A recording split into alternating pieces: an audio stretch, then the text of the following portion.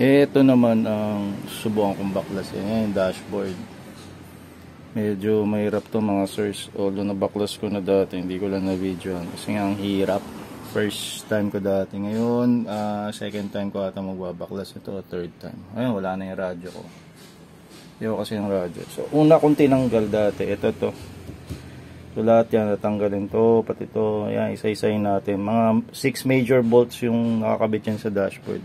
Try ko pakita lahat yun. Quick release kasi to, kaya medyo madali na. No? Daya yung steering wheel ko yun, quick release. Lain lang yan, tapos agad. So, kung sa inyo, nakastock pa, search nyo na lang, maraming guide doon. Paano pagtanggal ng steering wheel. Nakaharang kasi yan. Next kong binaklas yung 3 bolts sa ilalim na ignition para sa plastic. Hindi ko na papakita lahat kung paano pagbaklas nyan lahat. Dali lang.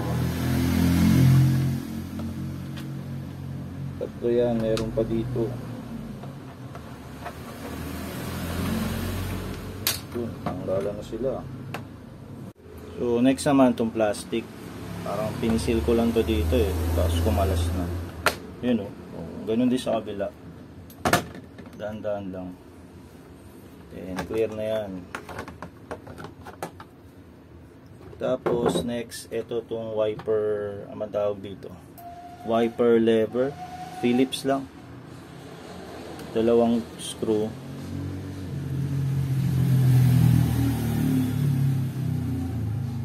Yan, tago nyo to. Ang hirap maghanap nitong original. Lagay mo natin dito sa lagyan, sa ilalim, tapos sa taas.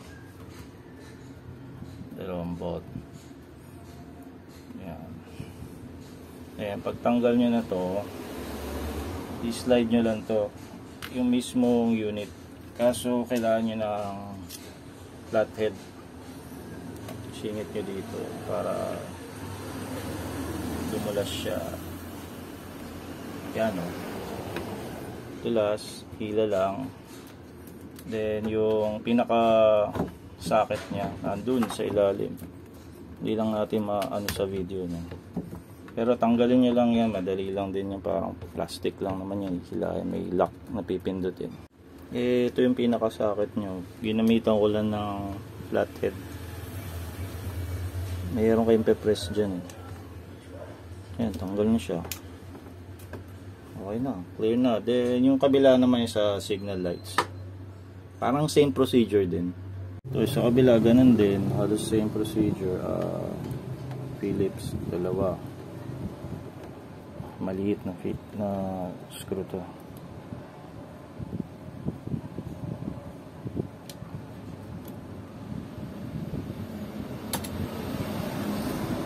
Then flathead ulit. Ito, singit nyo dito. Ayan. Bigay na yan. Tapos mayroong siyang wire din. Dalawa socket nito. 2 socket niya. Pasakit. So flathead lang ulit.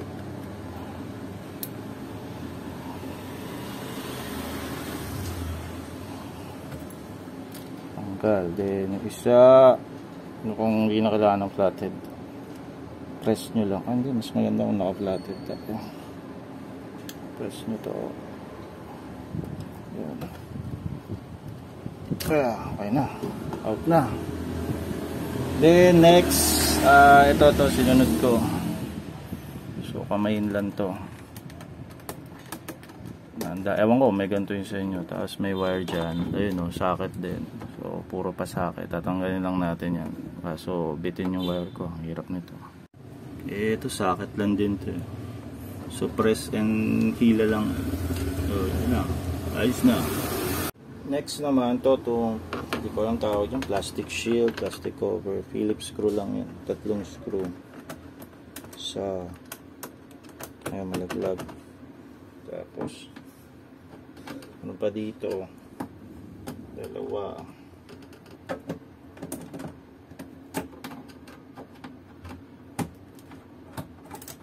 Yung malaglag na. Tapos hila lang yan. Clear nyo lang yung wires. Babagsak yung wires. Diyan kasi nakapatong yung wires eh. Ay, tanggal na siya. Ayan yung tsura niya. Tapos may bolt dyan. Mamaya tanggalin natin yan. So next naman, ito itong glove box. Compartment of glove box. Meron dito dalawang screw na Phillips tsaka X-type na 10. Tanggalin nyo yan. Pakita ko lang kung ano tsura ng hirap sundutin ito. Socket wrench dapat para mas mabilis. Natamad ako mag socket wrench. Tapos meron pa rin bolt yan sa kanan. Yung pinalitan ko na yung ginawa kong Allen type para madali. Ang hirap tanggalin.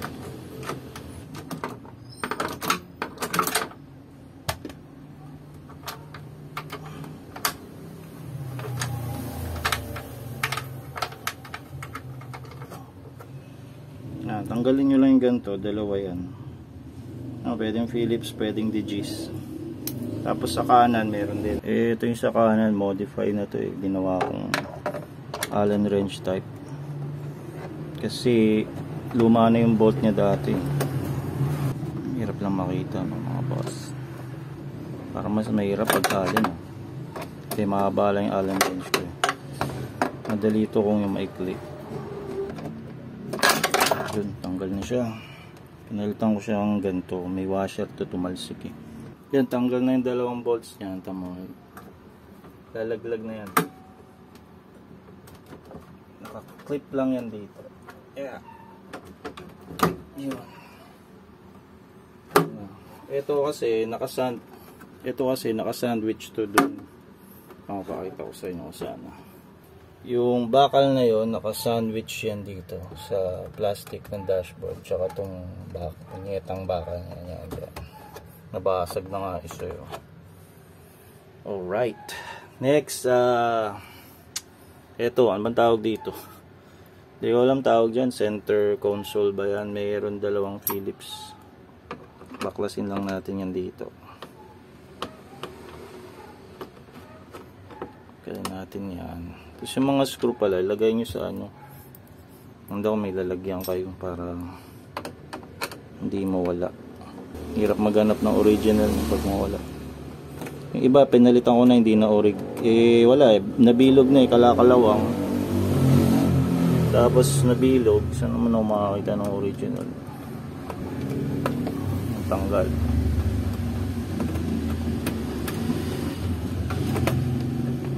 Yan, tanggal na. Lahin nyo lang yan. Kaipit lang naman to dito. Wala na ibang ano dito, wala. May bolt pa yan dito kaso yung sa akin wala na. Ewan ko lang yung sa inyo. Yan, oops. So nakaipit to. Tapos to, meron to mga wiring socket. Kaso yung sa akin, tanggal na yan eh. Pwede dudukutin yan sa likod. Pero ito hindi ko na kinabit yan. Yan yung sa ano, lighter. Mamaya pag natanggal to pakita ko. Yan. Oink. Ayan, tanggal na siya. Ito yun yung socket. Isa lang naman ata yan. Madali lang yan dukutin dun sa likod. Suot kayo sa ilalim dito. Makikita nyo ito. Tapos yan, to mga to sa aircon. Kailangan din yung tanggalin. Dalawa yan. So mamaya yung medyo matigas yan eh. Kapagod. Tanggal na natin dalawang bolt dito na major. Meron pang 4. Isa doon, tapos sa kaliwa, tapos dito 3, tapos 4 sa taas. So ito next mga boss, itong dalawang socket na pasakit. Ang sakit ng kamay ko dyan, ng daliri ko. Namula na. Madali na tanggalin to kasi nalungan ko na. Pero sa totoo, mahirap talaga yan. Gamit kayo ng flathead. Tapos wag yung hawakan yung wire sa paghugot. Dapat dito lang daw sa body. So, maluwang na to. Yan. Pero, skip pa din, no? Tapos dun sa taas, maluwang na rin yan. May lock naman yan. Pipindutin nyo lang yung lock. Tapos hilahin nyo sa plastic socket. Wag dun sa wire. Yan. Luwang na siya. Kasi nakaipit yung dashboard dyan. Kaya kailangan tanggalin talaga yan. So, hilahin nyo lang to. Naka press in yan dun dito sa mismong dashboard. Yung baka. Yan, clear na yan mamaya. Kalahating oras ata ako dyan. Ang sakit ng daliri ko. Ayun, namumula na. Kala ko masisira ako pa yun. Pag nanggigil kayo dyan, pwede nyo masira yung sakit na yun. Wala naman tayo makikita nyan. Kay Warman Tampi ka lang makakuha niya kay Noli. Next, ano ba next natin? Ito. Hindi ko alam tawag dito eh. Bezel ba yan? Ito, sunod dyan. Hanap lang akong pantungkab. So, next part, ito naman remove natin itong hazard. Kuha lang kayo ng pantungkab. Prying tool.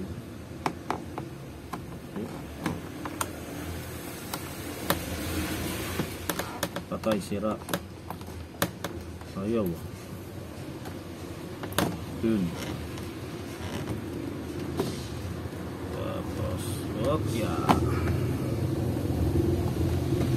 Hilahin lang to eh. May pe-press lang dyan. Hindi lang makita. Yun.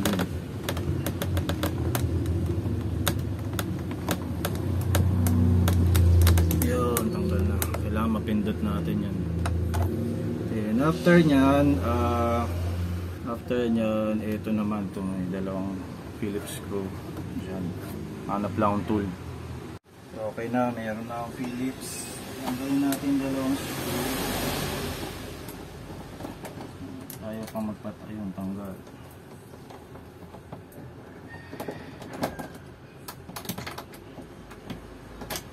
Hey, tanggal na. Tapos, alam mo, pinakamay lang to. Ingatan nyo lang dito sa part na to, sa baba. May matulis dyan eh, nahiwa na ngayon sa akin eh. Matulis sa plastic. Dapat siguro, ano yun, ahitin. Kamayin nyo lang yan, bibigay dito dahan-dahan lang. Ano maalala ko saan ko tinirin sa ano, yun. Yan,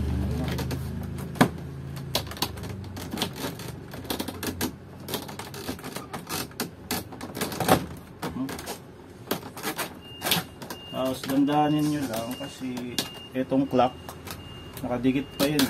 So napin nyo yung kable sa likod. Hindi nyo pwede basta hilahin mo ito yun. Meron yung ano.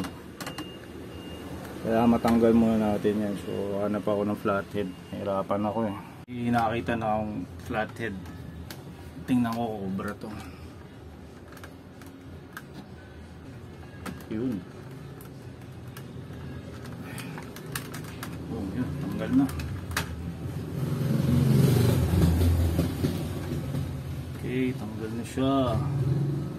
So, next ko na gagawin ay ito. Ito mga screws, pati dito. 4 yan. Ito yung sinasabi ko sa inyo. Dito, nahiwain sa akin yun. Kasi may matalas yun, dalawa. Ito, pakita ko sa inyo. Ito, ang lintik na yan. Kaya nilagyan ko ng tape yun eh. Kasi every time natatanggalin ko yun, laging nahihiwa. Kaya nilagyan ko ng tape. So, hanap tayo ng Phillips. Tanggalin natin yan. Yung kanina, nasaan yung kanina ko? So, tanggalin nyo lang to, 4. Then, may socket na naman yan. Socket na pasakit sa likod. So, dahan-dahan lang daw ang fila. At baka maputulan tayo. Pag naputulan tayo, yari. Putulan ka ng wire. 4. Dalawa lang yung socket ko eh. Ibang mapapanood ko 3. Ewan ko ba't dalawa lang yung sa akin. Baka kasi ano, ayan, dating matic yan, tinakpan lang. Nakamatic ano pa kasi ako. Ang tawag dyan, gauge. Ayan, hugutin na natin yan. Teka, hirap eh. Pwede na hugutin to. Tanggal na yung screws. Dahan-dahan lang kasi nga mayroong cord. Yan ang problema ko yung cord socket to. Ayaw lumapit ng ano. Kailangan i-adjust mo yung kable sa ilalim. Tulak mo. Abot ko yun. 1 down.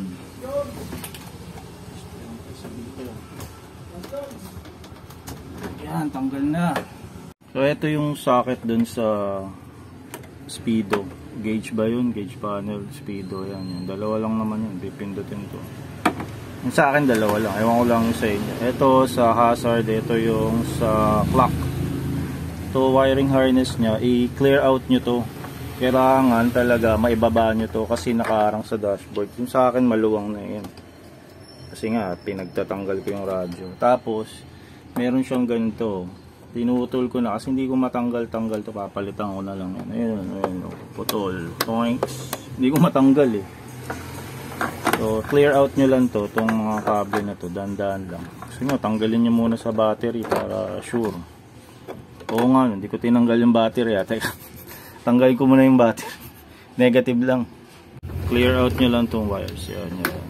Dandan.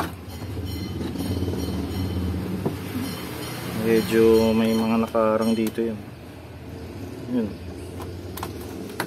Sa radyo to eh. Hindi, ayoko kasi nagra-radyo eh. Yung gumagamit ng radyo kahit sa Brio. So ang benta yung ano yun, radyo. So, clear out lang natin to. Bakit? Ba't di ako nagra-radyo? Kasi gusto ko naririnig yung surroundings ko tsaka yung makina. Yan. Tapos bababa ko lang to. Yan o. Hulog nyo lang dyan. Hulog nyo lang. Malalaglag yan dun. Ayan, yan, yan, yan. Pag nalaglag yan, pwede na nyo nang hilahin mamaya dahil. Ay, may mga bolts pa pala tayong tatanggalin. Yan. Dandaan lang. Hindi ko na pala tinanggal yung battery. Tinamad ako. Hindi naman yung mag-short kasi makakapal yung wire. Balot na balot. Yan. Sige, laglag nyo dyan. Lain ko dito yan. Dandaan lang pag-ilat. Baka may matanggal tayo. Uy, yan yun. Hindi dapat matanggal. Ito, ano to? At nahila. Okay. Sumabit pa. Okay na mga boss. Yun lang naman yung sa akin na ganito lang. Ewan ko lang sa inyo kung paano. Ito, yan, yan. So clear na siya. Clear na rin to. Clear na tayo. Wala na ang salabit na wiring sa dashboard. O, natitira na lang yung bolt. Yung bolt natin dito. Tanggalin natin yan. Hanap lang tayong pantong cabs. So mayroon na naman tayong pantong cab. Yan. Tanggalin na natin to. Dito ba? Dito ba? Ayun. Ayun, warak. Ito kasi sa akin, naka-allen yan eh. Pinalitan ko na eh. Paano? Bilog na yung dati. So yan, allen na lang. O, tanggalin nyo lang to. Magkabila, ano? Lagyan natin yan. Tigas. Lagyan yung thread locker. Washer to, tapos nilagyan kong thread locker. Tapos yan, tapos tanggal na. So, ilang bolts na lang, dalawa na lang ata nakakabit dito. Tanggal na. Yung kabila naman ganun din. Yung kanan naman mas madali ito. Hindi ko mabuka yung pinto kasi may FD sa kanan ko eh. So, ito parang kuko lang ginamit ko, diniin ko lang dito. Tapos, may space siya, yun, tanggal agad. Then Allen bolt na lang, Allen wrench na lang ulit. Kapag natanggal to,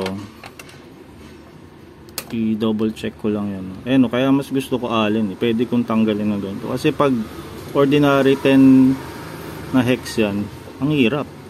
Hanap pa akong ano ba yun? Socket wrench. Minsan hindi kasya dito. Skip sa garahe namin. Tanggal na yan. Tanggal no. Tanggal no. Next, dito sa taas. May bolt pa yan dyan. Dito daw, pagtanggal nito, wag daw dito banatan. Dapat daw dito sa taas. So, ayun. Dalis oh. Tapos agad oh. O, diba?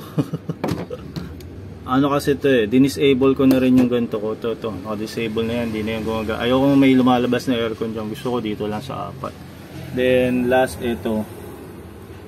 Yan yung, ayan o, paano may takip. Tinakpan ko yan.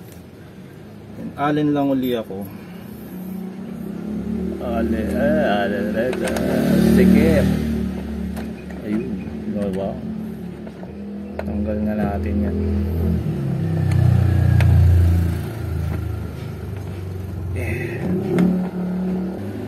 Tanggal na bolts. Tanggal na yung mga bolts.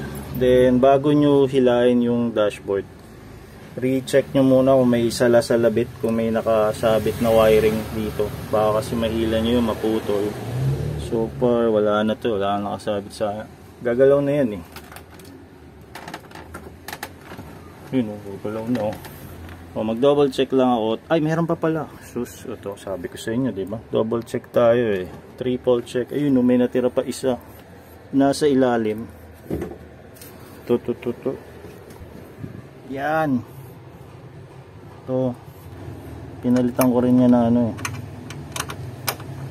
eh. Allen wrench. Para isang tool na lang gagamitin ko. At maliit. Pwede kong bit-bitin kahit sa bulsa ko, pero madami magagalit sa atin yan kasi hindi yan urig at nalaglag pa yung Allen wrench ko. Eh ito na, wala na talagang kinakapitan. Right, so, double check ko lang uli, pero ngalog na yan eh. Yun oh. Lalaglag na to. Double check ko lang ulit. Tapos parang gusto kong tanggalin muna to. Kasi last time umapak ako dito tsaka itong upuan eh. Hindi ko lang sure pero wait lang. Double check muna ang wiring kung may nakaharang pa para sure tayo. So try na natin remove yung dashboard. Kaya ko ba ito ng one hand? Hindi ko na tinanggal to sa shifter. Okay, ang bigat.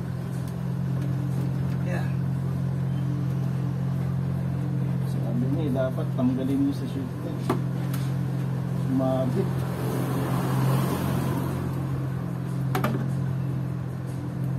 Yeah.